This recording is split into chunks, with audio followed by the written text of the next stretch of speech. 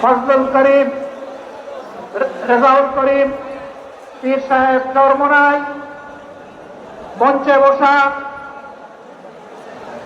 বন্ধু সংগঠন সমূহের সম্মানিত শীর্ষ নেতৃবৃন্দ,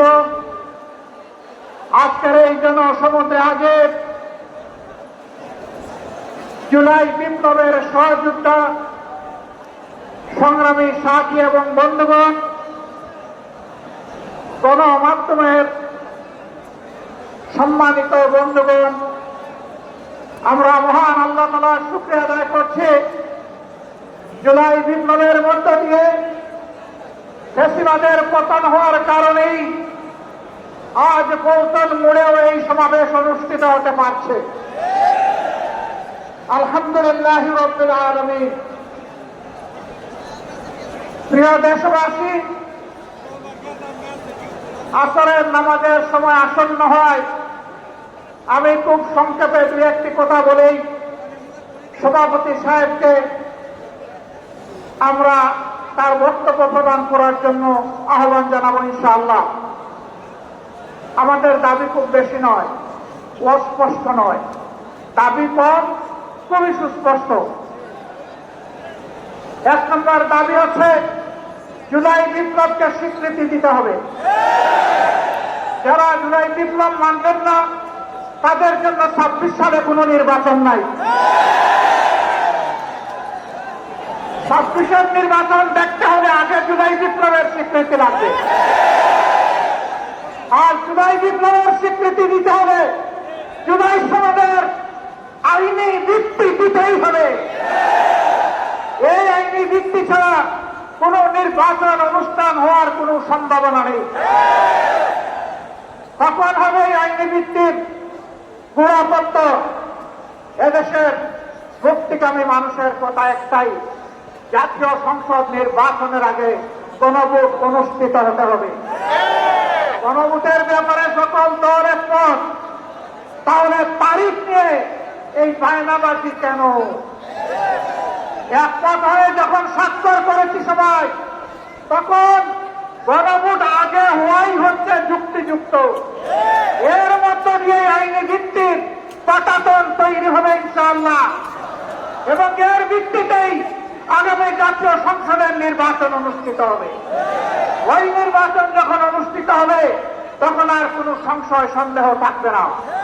আমরা চাই আগামী ফেব্রুয়ারিতে রোজার আগেই জাতীয় সংসদ নির্বাচন অনুষ্ঠিত হোক।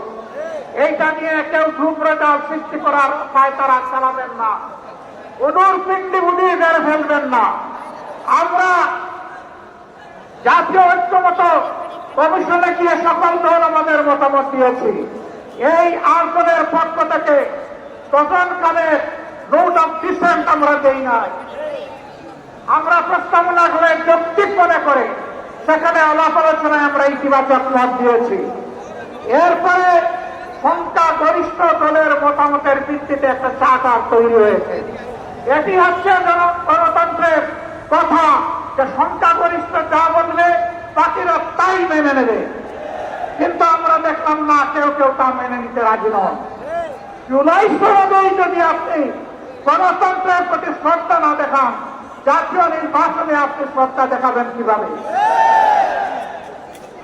এই জায়গায় আসতে হবে। সকল বায়না ভুলে যান, জুলাই শহীদের রক্তের প্রতি সম্মান দেখান। জুলাইয়ে যারা লড়াই করেছে, ভোগ কাজ করে, যারা পঙ্গু আহত হয়ে এখনো ঢুকে ঢুকে কষ্ট করছে, মেহরবানি করে তাদের মুখের ভাষা বোঝার চেষ্টা করুন। আমার ভাই আল্লামা মামুনুল্লাহ সাহেব বলেছেন, লড়াই করে বেশিরভাগ বিদায় করেছি, লড়াই করে জনগণের দাবি আদায় করব। আমি স্পষ্ট ভাষায় বলতে চাই, কোন দলের নয়, জনতার বিজয় হবে ইনশাআল্লাহ। জনতা কি চায় কান পেতে শোনার চেষ্টা করুন। যদি এই ভাষা বুঝতে ব্যস্ত হন, তাহলে নিজের পরিণতির জন্য যে বুঝতে ব্যস্ত হবেন তাকে তৈরি থাকতে হবে। আমরা কথা দিচ্ছি বাংলাদেশের জনগণকে, আমাদের সহযোদ্ধারা আমাদের হাতে এনে মুক্তির প্রাথমিক পরিবেশটা উপহার দিয়েছে।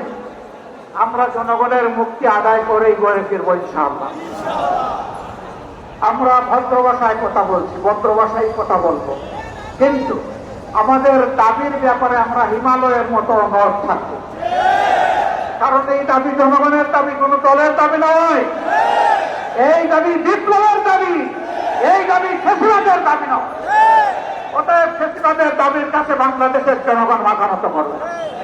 তৈরি হন, যতক্ষণ পর্যন্ত জনগণের দাবি আদায় না হবে আমাদের আন্দোলন দুর্বার গতিতে চলতে থাকবে ইনশাআল্লাহ। আজ শীর্ষ নেতৃবৃন্দ এই মিটিং এর পরে আমরা মিলিত হচ্ছি। পরবর্তী কর্মসূচি তথা শীঘ্রই আপনারা জানতে পারবেন।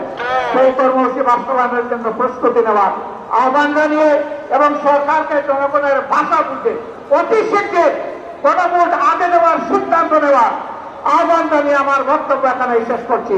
আল্লাহ হাফেজ। বাংলাদেশ জিন্দাবাদ। আর দলীয় আজকের এই সমাবেশ জনগণের দাবি আদায়ের পাঠানো হোক। আসসালামু আলাইকুম ওয়া রাহমাতুল্লাহ।